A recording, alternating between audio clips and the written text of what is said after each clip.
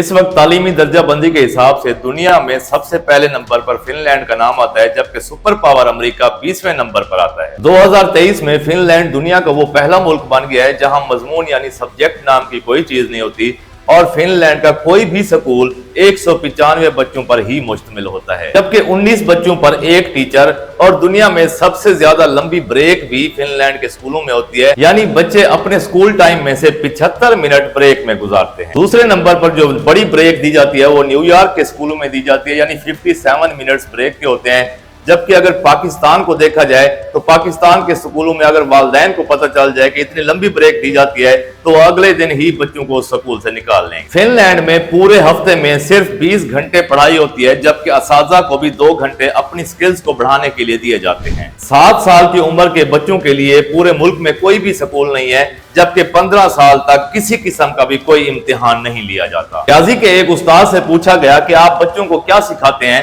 तो उन्होंने मुस्कुराकर जवाब दिया कि मैं बच्चों को खुश रहना और दूसरों को खुश रखना सिखाता हूं। इस तरह से ही वो जिंदगी के हर मैदान में हर सवाल का जवाब दे सकते हैं। आप जापान की ही मिसाल ले लें कि वहां तीसरी क्लास तक तमाम बच्चों को सिर्फ एक ही मजमून पढ़ाया जाता है और वो है अखलाकियात और आदाब। हजरत अली रज़ियल्लाहु ताला अन्हु ने फरमाया कि जिसमें अदब नहीं उसमें दीन नहीं।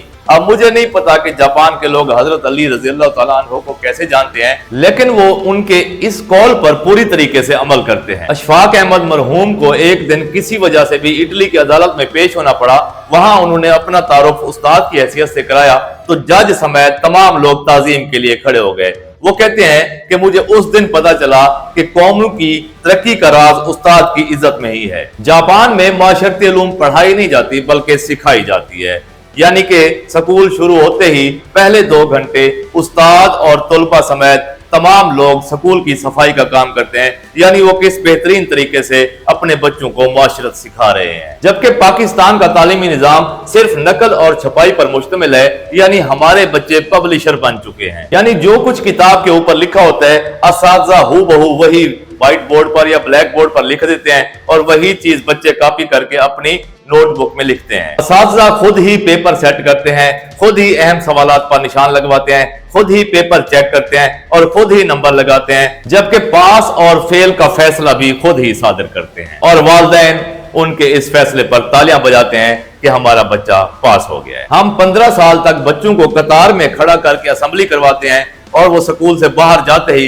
कतार तोड़कर अपना काम करवाते हैं। और हमारा तालीमी निजाम ऐसा है कि बच्चे सारा दिन स्कूल में साइंसी मजामीन को रटने में ही लगा देते हैं, जबकि पूरे मुल्क में साइंसदान नाम की कोई चीज नजर नहीं आती, क्योंकि साइंस तजुर्बात और मुशाहिदात और सिखाने का ही नाम है। बरे सगीर में मैट्रिक का पहला इम्तिहान 1858 ईस्वी में हुआ तो बरतानवी हुकूमत ने यह फैसला किया कि क्योंकि बरे सगीर के लोग हमारी अकल से आधी अकल के मालिक हैं तो यहाँ पासिंग मार्क्स 65% की बजाय 32.5% होने चाहिए। जबकि बाद में असातिज़ा की आसानी के लिए 32.5 से 33% पासिंग मार्क्स रखे गए और हम भी उन 33 नंबरों में अपने बच्चों की जहानत चेक करने में मसरूफ हैं। शायद शायर मशरिक अल्लामा मोहम्मद इकबाल ने ठीक ही कहा था, जो शाख नाजुक पे आशियाना बनेगा नापायदार होगा।